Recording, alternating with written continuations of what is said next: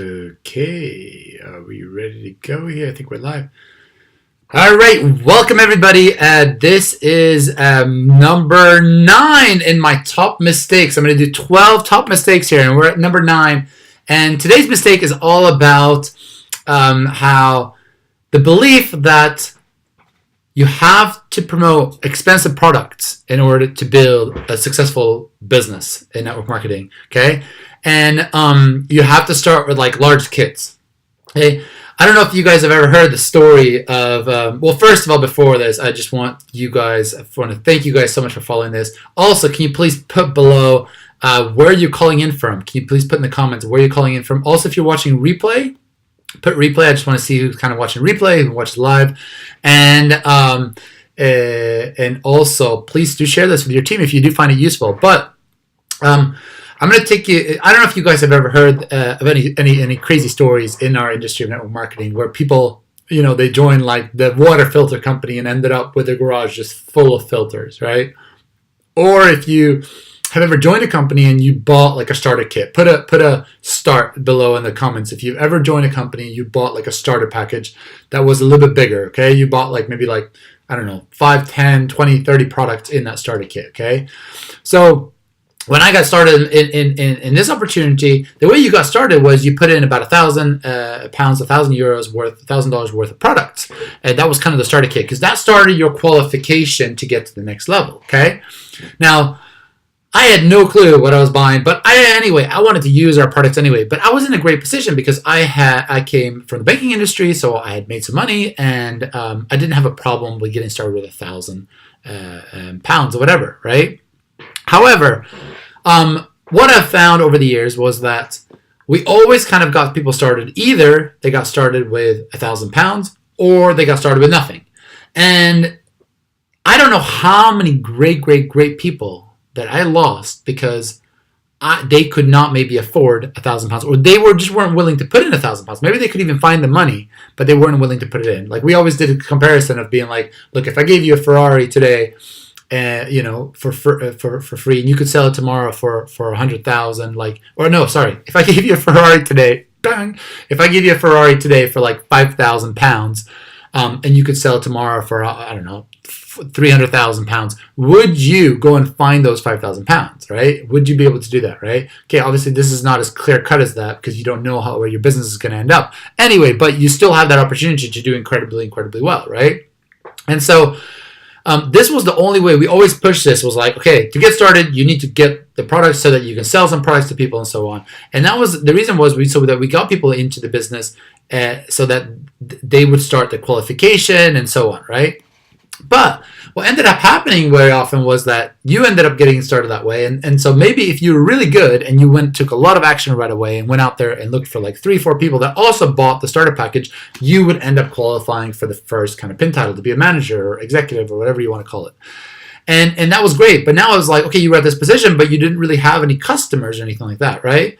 And so it was really difficult to maintain this title because you just didn't have the customers to do that. You didn't have these loyal customers that bought for you month for month. Except for a while we were working with our scanner to measure antioxidants. Then of course people would get onto the supplements and they would do that on a monthly basis, and that was a little bit more sustainable, right? But anyway, it wasn't until I think it was my year 8 or something like that we finally switched up our model and we started working with actually maybe our chief. It was actually really funny because many times before this, I had heard people making a joke or saying like, well, you can't get rich just selling like toothpaste, right? And also what was really interesting is I also had a recommendation whenever we had events was like, get your team to use all the products. What if you have a team of like 5,000 people and everybody switched from like a competitor brand of toothpaste to our toothpaste? That would make a huge difference when you have 5,000 people, okay? So these were always kind of like the little jokes that we're talking about these little small products and so on, because we were focusing on our bigger products. In the beginning, it was a nutritional product that was about 70, 80 pounds. And then later on, it was our Galactic Spa for the face, which was about, we retailed that at 350 pounds, right? So it was quite a lot. And, but finally, we changed our model here. This is about 5 years ago, where Suzanne, who ran a salon up in northeast of England. She ended up going LOI and just toothpaste alone. And so then we were like, whoa, like what's going on here? Just a picture on Facebook that they had taken, and they ended up getting into the first part of the qualification. And so that's when we realized, hey, we can actually start making a business, helping people make a little bit of extra money retailing these products. And that's when it really started taking off, when we brought down that barrier of entry from just 1,000, which is not a lot for a business, to like 10, okay?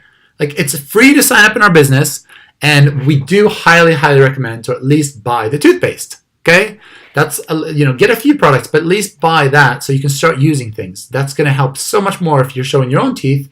But of course, there are some people that also get started brand new for free, and they actually just start to use other people's posts. You're not going to get the same success, but you might actually have some success with that as well. So that's where we've completely changed things around. And now, of course, a lot more people are joining the business every month, like a lot more, right? The recruiting rates went up through the roofs because of that.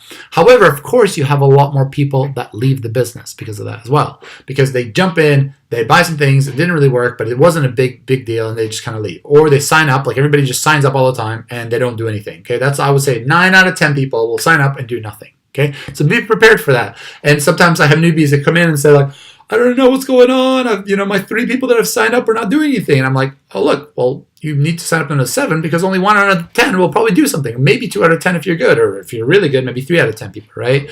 Or it also depends a little bit when you're recruiting. If you're actually chasing other people, then you have a lower percentage of them doing something. But if they're coming to you through maybe some attraction marketing or something else, or recommendation, there's a much higher chance that they will do something. So just kind of understand the differences between those two things as well.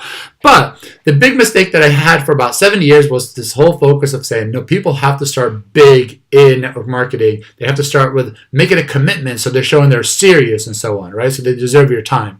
And that for me, we should have kind of figured that out earlier, because especially when you're working with a young crowd that kind of just want to test the waters and so on, and maybe don't have the capital to do something like that, right? And therefore you'll be able to get way more people into the opportunity, just kind of touching the waters. They might come to a few events, they build up their belief a little bit more, then they maybe want to try a few more products, and suddenly they start having success in the business because they're using a lot of things and they're able to recommend from the heart, right? And that's so important that we start to recommend from our own usage, because our belief goes up. That's why it's so important that you use as many products as you possibly can, but maybe exchange the products as you go along if you don't have the money to do so initially, right? You might not just take all your products and just throw them out the window and then get the new ones in. As you finish those bottles, you exchange it for the company you're with. Like, I think that's really important. So I hope that helps. This is a short one here today. If you find this useful, please to share this, and I want to thank you guys so much for tuning into this, and I will see you with my next mistake. Cheers, guys. Have a great day.